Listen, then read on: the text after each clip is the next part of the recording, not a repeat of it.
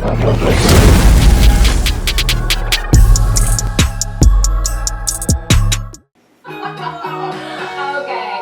you think you've lived through a bad day, try being our next guest. When she showed up to a screening of a new film, The Crows Have Eyes, The Crow-ing. Oh, fun name. It is. Fun name. The last thing she expected was an actual crow attack. Well, now we're being told that the whole thing was a PR stunt put out by the movie. Now, is that clever or what? It sure is. We are so very lucky to be joined this morning by Moira Rose. Well, look how cute she is. What a ride this has been. What a ride indeed, Barb.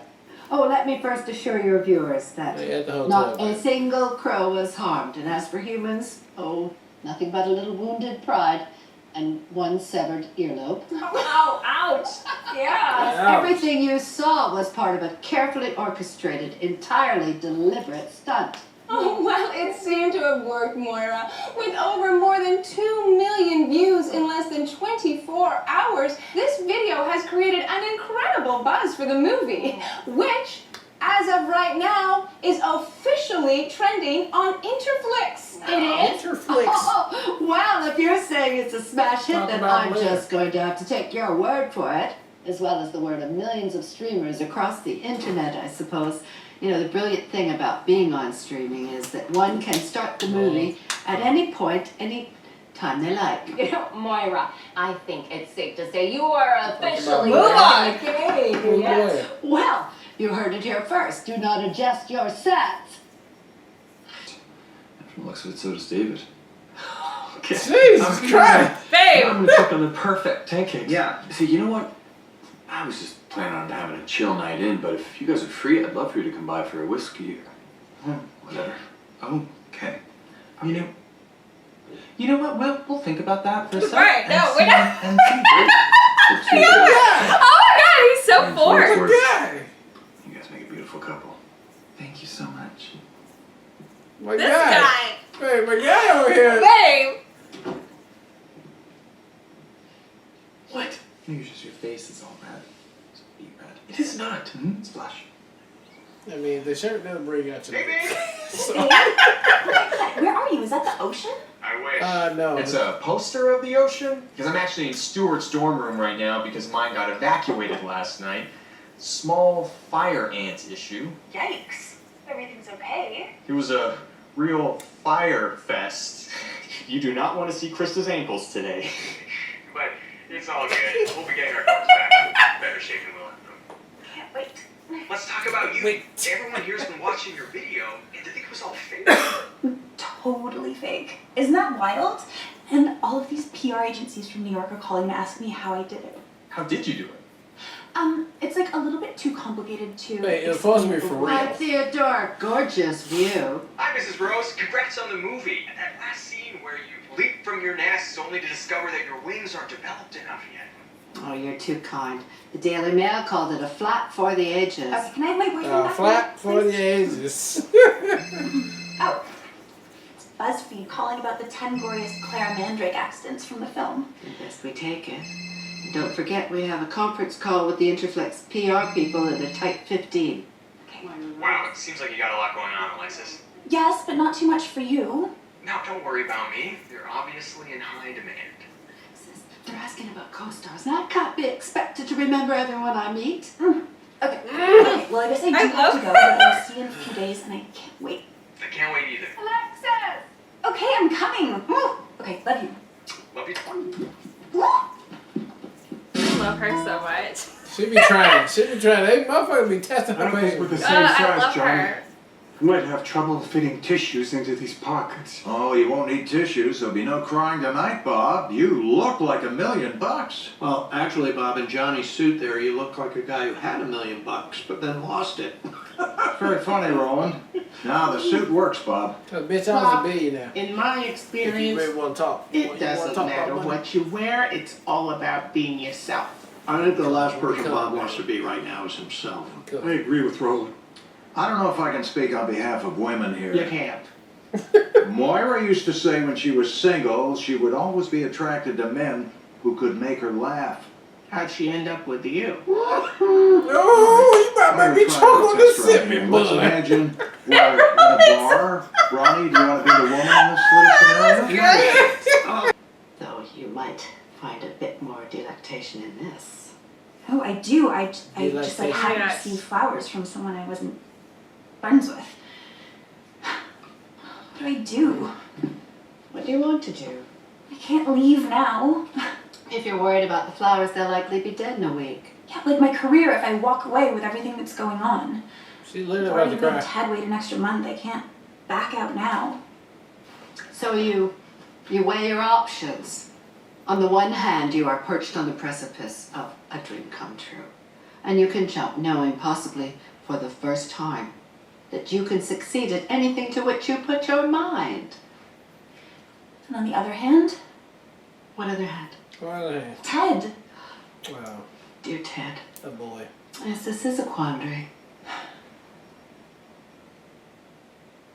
This is a country. But he will be back though, right? Things seem to be going well. Yeah, look, they're standing pretty close How about together. you That must be a good set up the sign. fort? He's not crossing his arms. That's good. By the time he get back. Huh? Now he's walking away. Okay. Well, how'd it go, Bob? It looked like you two were hitting it off. Oh no, she got a car. This ain't Running into my marriage counselor here. I'm sorry. Did you say you picked up your marriage counselor? No. I'm saying she told me she can't keep seeing me. Apparently it was A few more on their way. Make yourselves at home, boys. Great shirt, by the way. Thanks. We left our wine in the car, so we should go get that. Oh. Don't worry about it. Plenty of vino here. Yeah, it's just that ours is kosher. Well, hurry back. We're going to start the massage circle soon. Massage miss it. circle. Pick you up for the massage circle? This is way too many people. You have your coat. We should go. And Stevie, What are you doing here, Stevie? my God, Look, what are you doing here? A whiskey party. Happened to go home when you came into the bar. Alright, speaking of closing out tabs, I think we should get out of here. Which is what the women used to say to each other when they saw you walking through the door. I'm not setting you up anymore, Roland. Well, I said This you- is what your matchmaker said. I'm setting you up no more. That's what your matchmaker said. oh, Roland, we were the jokes. Playing hilarious. Sometimes it just, you know. Alright, it was episode 6 of Schitt's Creek, and another hilarious episode. We moved forward a little bit. Now we got an answer to one question. Is Alexis going to leave? The answer is no. Why? Because she about to get it popping out here in these streets. Matter of fact, it's almost about to be, the family about to be back where they was to begin with, because they all inherently hustlers out here in these streets. And it just goes to show, if it's in your blood, it's in your blood. And Alexis is about to get it popping for real in here. And I'm glad Ted is the one who initiated the scene and said, you know what, don't even come. I mean, he loves her so much. And I mean, that is not her scene. Come on. No, that's what I'm saying. That's what I'm None saying. of it, yeah. Because at least Ted is just like, you know what, babe, I was thinking about this. I know you. I really love you. I want you to be here. That's 100% sure. But I already know you. If you're going to get here, look, I put the screen on here, and the bugs ain't going nowhere. Right? Also, Oh, shit. I didn't And then even the tell ants. you we have to share the bathroom, which Oh, you yeah. could have led with that. You 'cause, told me like, that right there. yeah. I'd be like, bro, just when you come back, I'll mark her on my date, and we'll have our computer talk every day for sure. But I'm not coming over there for that. No, I ain't here for that. And I'm glad that it played out that way, so she don't have to feel like she can't go to her boo and sacrifice for him. So I'm glad she get a chance now to help her mom, and that was a real good moment. I mean, motherfuckers might downplay that little scene right there with her mom and Alexis. But that almost never happens because she liked to be with David all the time. Mm-hmm. And so they already showed us in all these seasons that her and Alexis really don't like click like that a lot. They've had moments here and there. Yeah, but this one was really like she stayed serious. She didn't fuck around. She stayed serious, didn't mess around, and just told her just like a mom, like, well, what you want to do? You know what I mean? All this type of, and look what you're getting right now. And I'm really appreciating that one right there, that happened because it needed to happen. It took away the ha-has and the jokiness, and it made it a little real for that. And I'm glad Alexis got a little bit of that, and it made her think too. Like, damn, I can really have my own actual opportunity that I did and I made myself without my mom and my dad giving me the money to do so, and I think that's a really, really good thing. Now, as for David and Patrick, that was hilarious. Old boy coming through with the table.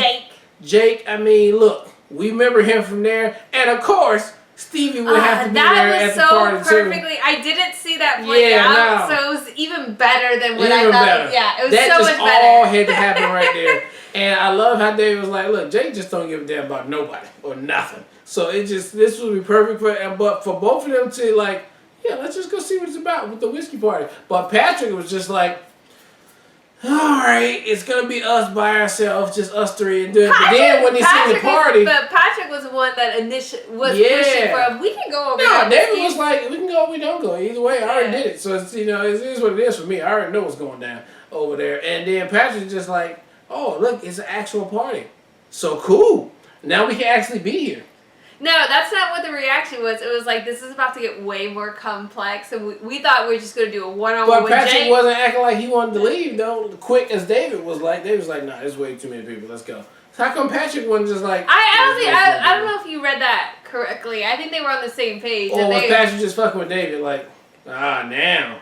Like, do you see what this looks like now? Yeah. Well, either way, it was hilarious as hell, and I really liked that they threw that up in there with that. And then with the Bob situation, that was a little funny part too. But Ronnie came through once again, and Roland at the end too on there being hilarious. So just an all around really, really good episode right here, and I can't wait to see another one. So one of my highlights of the episode is Ronnie telling the jokes and Roland losing it. Like, I almost lost it there too. I thought that's probably one of my favorite moments of this episode. She's a jokester. It was Roland executed the not being able to hold his laughter in so well. It felt so real. So I love that. I do love the play on them trying to support Bob and Ronnie coming through with the best executed plan as the Wingman. I thought that was really great. So that was really fun. And then everything as far as the way it played out with Alexis and Ted is so much better than I thought it was going to be too. The fact that he came, to your point, to the conclusion first, so that it takes the pressure off of her feeling like she's letting him down. I just thought was so well written. And I feel like that really does then showcase how well Ted knows her, because in all of this, we all know Alexis wouldn't be happy there, and she was doing this to show her support for him, and the fact that he took that pressure off the table for her. I just thought was such a big moment. So I really enjoyed that, and I love seeing Alexis winning. I mean, everything she did as far as getting to this point and finding her own lane and tapping into the stuff that she's really good at and being recognized now because of it, even though it's not fully true as far as the mistakes made. The way she was able to navigate that situation is a PR move. She was able to capitalize on the situation that was going really badly, and ultimately that's where the respect comes in. So I love it so much. I'm so excited to see what doors open for her. And to your point, I really loved seeing Moira. Moira didn't even consider Ted in the equation. She was like, this is everything aligning up for you. Take advantage. And I love that. I love that her recognizing this is her moment. She's earned it, and that was a really sweet moment. Then on the flip side, with everything with David, Patrick, and Jake, so great. So great. I loved all of it. I love the initial interaction of Patrick and Jake, and Jake's just oozing charisma and sex appeal. It's he can't even help it. He can't help it. That's a whole character in of himself. That is crazy. And the fact that Stevie was there at the party and that it was just so well written. I wouldn't. Again, I had a very different idea in my head on how this all was going to play out. And the show just completely elevated my expectations and delivered it so much better than where I thought the show, where this episode was going. So really love this episode. Can't wait to check out the next one. Yep. All right. Well, look. Thank you guys again for watching another Real Talk reaction for Schitt's Creek, season 6, episode number 6. And until next time, people.